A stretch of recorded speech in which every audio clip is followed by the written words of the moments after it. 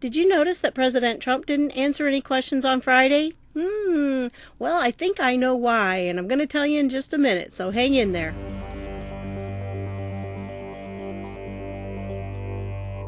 Hey everybody, this is Deb with Truthification Chronicles, and I think I know why President Trump didn't answer any questions on Friday. If you noticed, he went in and gave his statement, and then Vice President Pence put in his statement, and then they turned around and walked out. It was like 30 minutes just about the whole thing. That was it.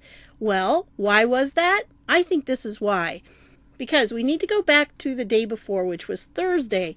Thursday was the day that President Trump was making statements and asking questions of the, authorities there, the different scientists and doctors and things that he had around him. And he was asking them if maybe they could look into some different therapies, some of the things, and, they were talking about how well the disinfectants worked on their hands and, how it could take out the virus in a very short amount of time, and that there were some light studies, and could UV, that's very well known for disinfecting things, could that be used? Is there any way that could be used maybe inside the body? And you're going to find out in just a minute. He wasn't too far off in that. But with this, this was what he was saying. And then the press turned it around and made it sound like he was expecting people to go around injecting themselves with Lysol. Okay? Which wasn't true at all. It's not at all what he said. In fact, I watched it the first time and I didn't even think anything of it. And then they asked some pretty weird questions and he clarified, and then it went on. And then later on I saw how they were blowing it all out of proportion and everything and making him say things that he didn't say. And I had to go back and watch it again, and it's like, I still don't get it. I don't understand how they could have twisted that around like that, but they did. And so now they're trying to blame him. Well, here's what happened. That was Thursday, right? And then they blew it all out of proportion all evening Thursday and then during the day on Friday. So when Friday's time came for the briefing, the White House asked CNN to move to a back row in the briefing room. Well, you know what hit the fan at that, because they weren't going to have any of that. Now, here's something that may surprise you, because I didn't know. I kind of knew that the White House really isn't in control of the press, when they're in these meetings. But, this is how they've been sitting and everything. Well, of course, the reporters decided, no, I'm not going to do that. Why not? Because the White House does not control where they sit. Actually, it's the White House Correspondents Association that tells these reporters where they can sit. And they're the ones responsible for putting reporters in. Now, I'm going to leave the link to this down below, because this is 5 minutes worth your time if you want to understand about this, because this should really tick us all off. These people, this White House Correspondents Association, they're the ones that are controlling what press can get in there and have access to the president. I mean, they control even outside the White House, where they're standing on the lawn sometimes. They wouldn't even let OAN in there to have a place on the lawn. It's crazy what they're doing. And it's all this White House Correspondents Association. And the reason it was created at first was to make it more fair, because you don't want a president who's going to say, I just don't like you guys, so I'm not going to allow you in. You do want the press to be free. But now it's not free, but it's not free because the people controlling it is the White House Correspondents Association. And if they're not working for the people, they're not interested in being fair or objective. They're interested in their agenda, and they have a left-wing agenda, and we all know this because they're the ones that have that dinner all the time. They just crucified Sarah Huckabee Sanders. They're not nice people. So anyway, I'm going to leave the link to this down below. That's what was going on. And so CNN was supposed to move back. They refused to move back. Unless the White House Correspondents Association tells me differently, I'm going to sit up here. Okay, so that's basically what happened. And so Trump just decided on Friday, then, if you're gonna be that way, I'm not going to even answer questions. And so he didn't. Now, again, I can't say that for 100%, but I think that's what happened.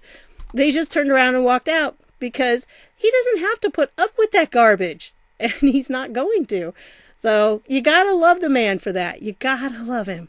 Well, anyway, of course, now the Daily News here is saying, oh, well, there was a spike in New Yorkers ingesting household cleaners following Trump's controversial coronavirus comments. So, see, they're trying to blame Trump. That is not what he said. Anybody who picked that up from what he said is just not thinking right. Well, I had a tweet here I was going to show you, but guess what? It was taken down. And the account suspended. Where is it? Yep, suspended. Well, it had a YouTube video, which it looks like here, but unfortunately, when you go to that link, it won't have it. It will show you nothing. But if you go to this link right here, this is the link. Well, this is the link right here, I think, to the Vimeo account. And so it does work. Well, let me give you the link. Actually, whoops, there's the account suspended. Well, let me give you the link to the actual page. This is the page right here. You can go through and you can read it.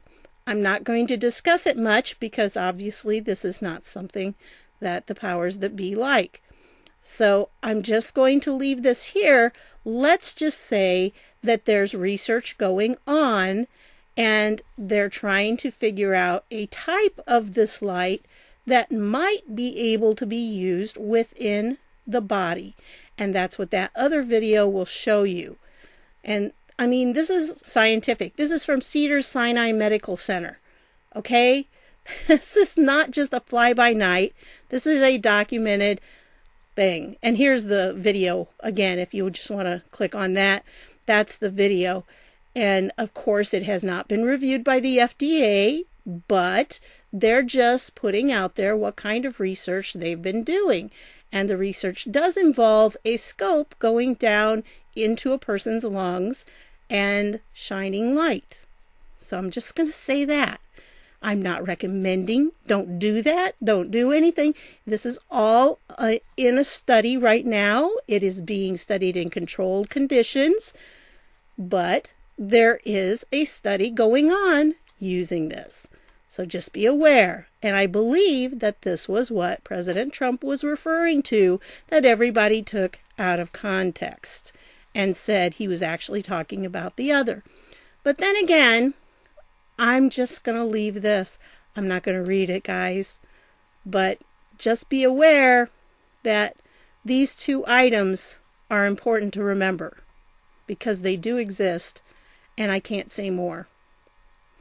So anyway, that's what I have to say about all that. Now, let's get into some other things. Well, you heard how excited I was when I read Mike Flynn's declaration. Boy, that was just music to my ears. And somebody said, well, you didn't know that he had already withdrawn his plea? No, I didn't. I was pretty sick at the end of January and the beginning of February, so I probably did miss it. If it was out there, I'd never heard anybody say anything about it. I knew he was going to. I knew it was eventually in the works. I just didn't know that he had actually done it. So, that's why I was so excited. I don't know if the rest of you all knew that, but anyway. But this is something new too. Durham investigation is now targeting media leaks that got Michael Flynn fired. So this is an exciting article because we have here targeting the media leaks. Now, I don't know if that's only going to concern the people that gave out the information or if it's also going to be the people who received the information. So that could be very, very interesting. I just wanted to put this down there for you so you can go through it. Everybody knows that there were leakers. If you remember in the 2018 report that Horowitz came out with, it had charts in the back of it showing how different people in the FBI had leaked stuff to the press.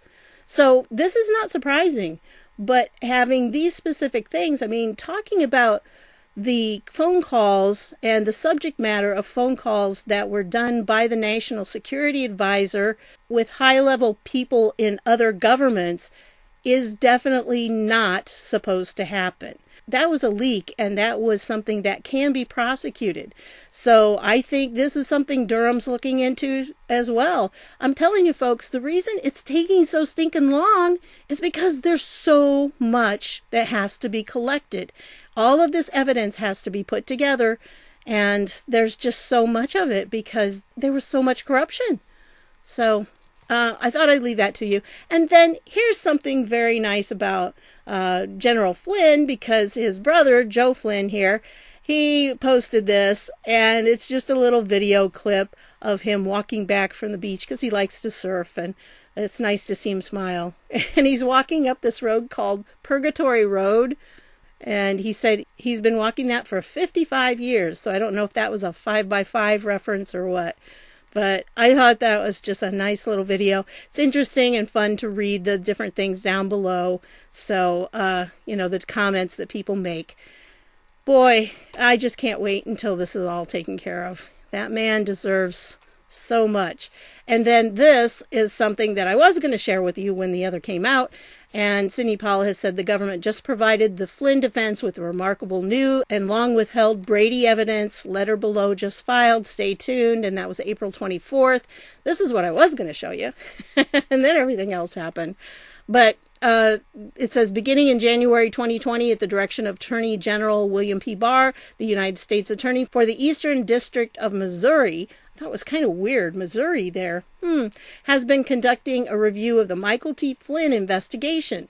The review by the USA EDMO, Eastern District of Missouri, has involved the analysis of reports related to the investigation, along with communications and notes by Federal Bureau of Investigation personnel associated with the investigation. The enclosed documents were obtained and analyzed by USA EDMO in March and April 2020 and are provided to you as a result of this ongoing review. Additional documents may be forthcoming.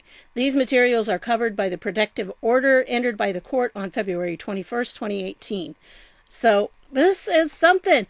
First of all, it's really big that this Eastern District of Missouri U.S. Attorney is working on this. Why there? Usually they work on things within their district, but it appears that Barr and probably Sessions were farming out a lot of these different things to different people. So there were several U.S. attorneys that were involved, unless there's something going on in Missouri that I don't know about. Okay? I don't know how that would connect with General Flynn, but that's kind of an interesting thing there. So I wanted to share that with you because they've been getting a bunch of documents and she's wading through them, I'm sure. But I thought it was interesting that she, tagged Technofog here. It's just very interesting. So just, good group of people there. So that's what's going on with the Flynns. And then I wanted to show you this. Well, you can't tell when you're on Twitter. You don't know for sure if this is the person that's actually tweeting it. But according to this is Kim Jong Un. And it says, when it translated, it says, do not believe what you have not seen with your own eyes. And then it was a reply to this one. And this one says, rumor is the fastest runner. So what's his status? I don't know. I'm not sure what's going on with him. I think there are a lot of rumors out there. And according to President Trump, he believes that that's what they are, that they're just rumors. So who knows?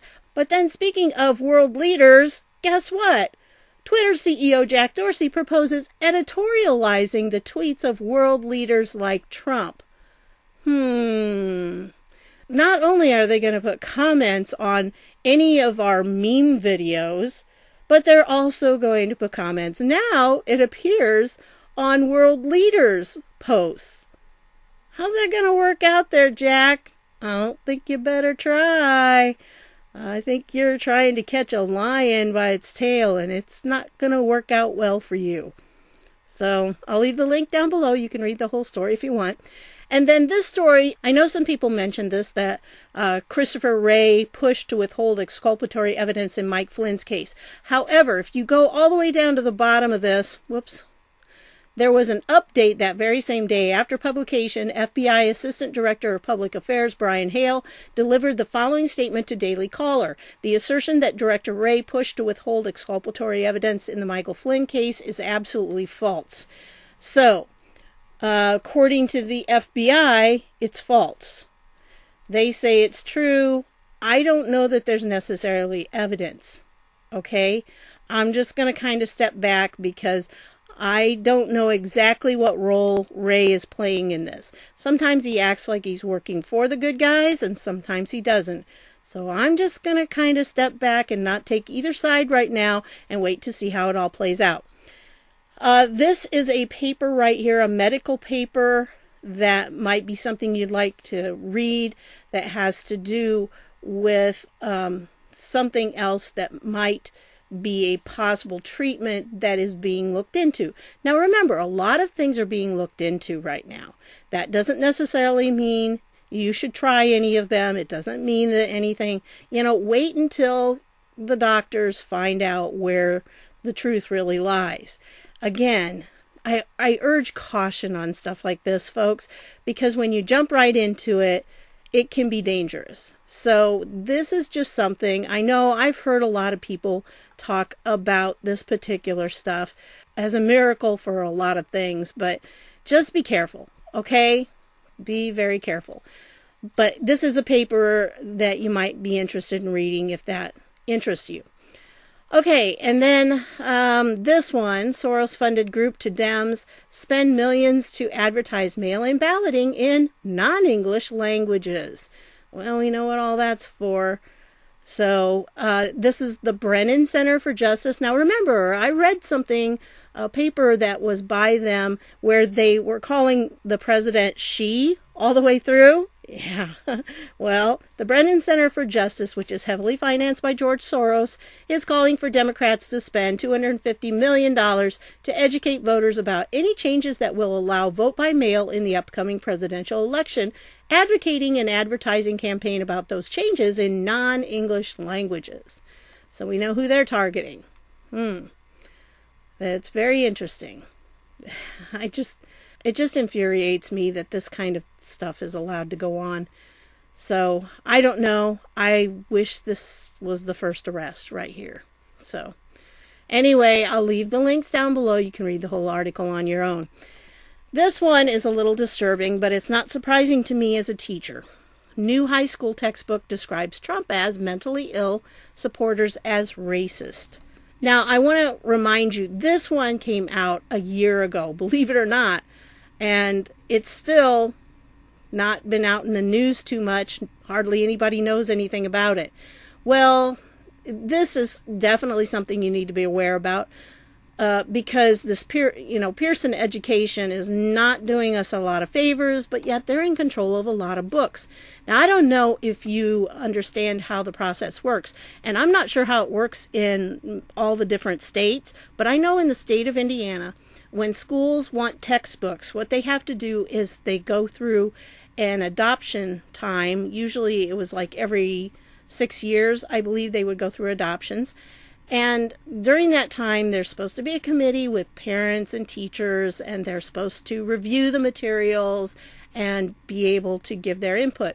The problem is the materials that you are allowed to view, the materials that you're allowed to choose from, are government ordained publishers. I mean, you can't just go out and pick something that you want and not have it be one of the approved textbooks.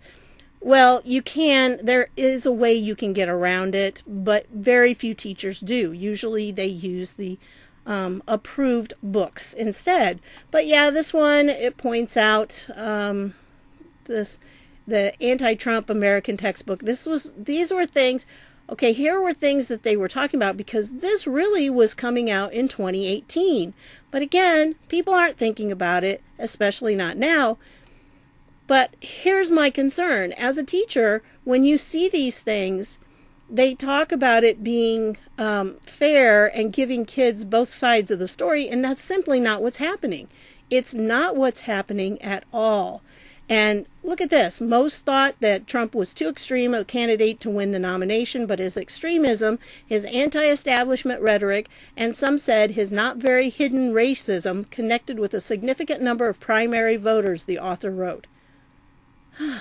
Yes. And then down here it says, in other words, advanced placement students, which are the brightest and the best, okay, the really smart ones are taking the advanced placement, are going to be taught that President Trump is mentally insane and his supporters are a bunch of irredeemable deplorables. So I would like to just leave this here for you to read. I want to tell you just a quick story about what happened to me with textbooks. I adopted a textbook and they had these little readings. They would always have cultural type readings in them in Spanish or French, whichever the language was. Well, in the Spanish book, they had a reading about this woman right here, Rigoberta Menchú. Well, I did a little digging on her at the time because this was back when the internet was not really fully formed. It's been a long time ago, folks. But it was back when they had GeoCities, if you remember GeoCity sites and different things like that. And I went through and I found articles about her that were disturbing because she was played up. She received a Nobel Peace Prize in 1992 as the typical Guatemalan Indian having a horrible upbringing and living in poverty and everything else. It wasn't true. What's really disturbing to me, though, now is when I tried to find all this evidence that they were, wasn't true about her, you can't hardly find it. You certainly don't find it on the first page or two. You got to really dig in the searches when you get them. You have to dig a little deeper because it's there. Well, there's this guy whose name was David Stoll, I think his name was. Anyway, he wrote a book about it. He went and researched her. And they found out she was supposed to get this Nobel Peace Prize for writing a book about herself and her upbringing, an autobiography. She didn't write it. Okay, so then they came back and they said, well, but she said it, and people wrote it, and this other person wrote it down. Okay, yeah. But it wasn't her story, is the thing. The stuff about it, if you go through this, you read it, it is not her story, and it really is. It was actually written by a French leftist, Elizabeth Bourgos Debray, wife of the Marxist Regis Debray, who provided the FOCO strategy for Che Guevara's failed attempt to foment a guerrilla war in Bolivia in the 1960s.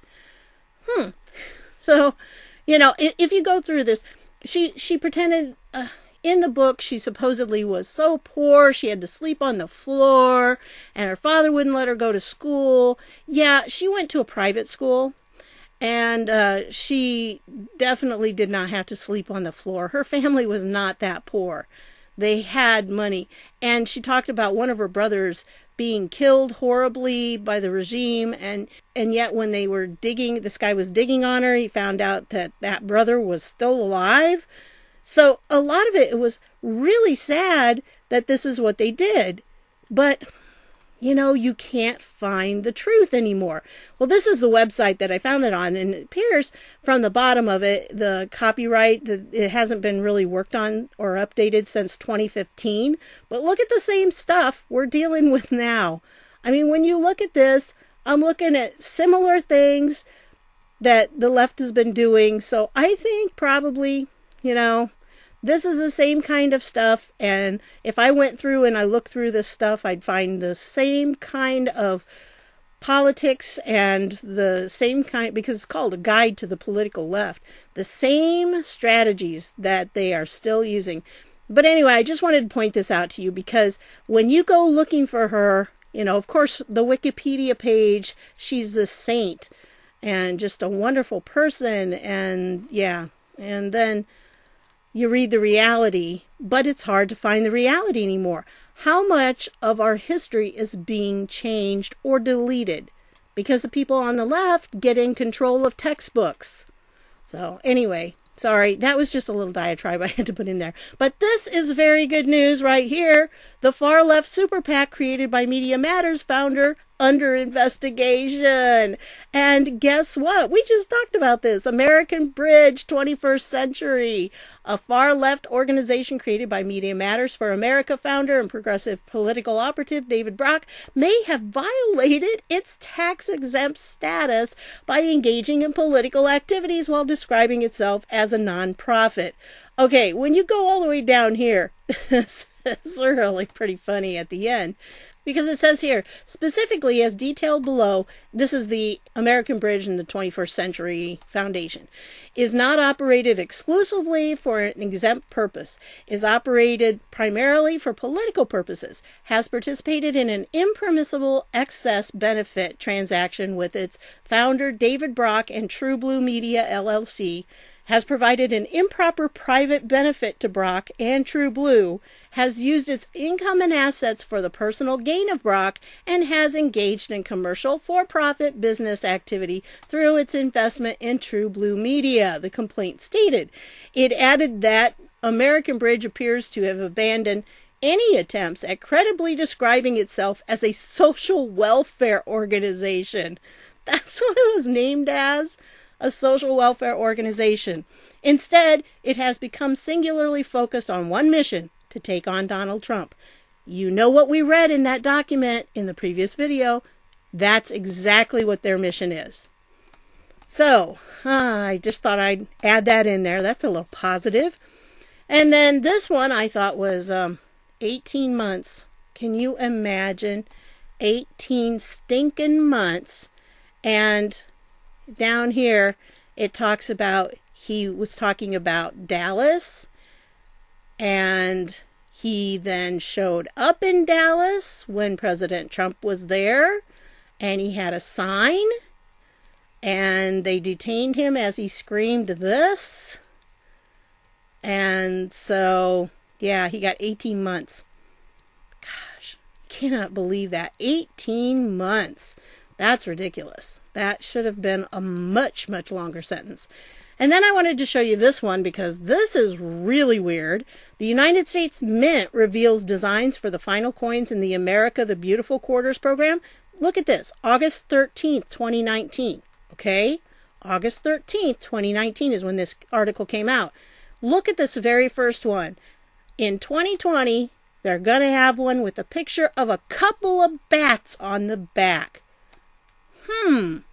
Now, why in the world do you think they'd put a couple of bats on the back of a quarter for 2020? Couldn't have anything to do with any virus that may have come from bats. Oh, no, I'm sure it didn't. And how did they know that back in August 13th, 2019? Just thought it was weird. And then this one we talked about in a previous video too, that they should be held accountable. Well, it looks like the Italian government's going to hold them accountable. So it's very interesting, and I think that's definitely true, and I think that should actually happen in New York as well, because if they put people who were sick back into a nursing home, knowing they were sick, that's just unconscionable, and that right there should be that charge. Okay, so then we go on to this one. Former top FBI lawyer worried Hillary Clinton would be indicted after winning election. So now it's coming out. This is James Baker. He'd been told the FBI agents discovered between 600,000 and 1 million emails on disgraced former Representative Anthony Weiner's laptop relating to Clinton. And so he was worried because, you know, he believed it was likely that the FBI could find new evidence of wrongdoing by Clinton. Ya think? She wins the election, we go to DOJ and we recommend that they indict her before she becomes president, Baker said, describing his nightmare scenario. That's not a good place for the country. That's not a good place for the FBI. Well, thank God above that she did not win the election. And so Baker was worried about his own butt and what they would have to do. And it's just not good. It wouldn't look good for the country. I'm a little more worried about having a president that was guilty of all the crimes that she was guilty of. Oh, so grateful to God that she did not make it in. So then this is the last one I'm going to share with you. It's just kind of an interesting extra here. Google scientists are creating an artificial intelligence that evolves on its own. You know, all those stories of having robots rebelling against man, I'm starting to see those come true. So I don't know. I don't know enough about AI and everything to be able to really tell you much about this, but there is an article down here that you can look at and another one down here. So I'll just leave the link to this, and if that happens to be your expertise, read through it and let us know what it, could really be. It just seems a little dangerous to have AI that's going to be able to kind of take out on its own and do whatever it wants. So, I don't know. That's just my opinion on it, that it will evolve on its own to something that may not be what we want it to be. So anyway, that's what I've got for you on this one. I want to thank you for stopping by, and I'll see y'all later.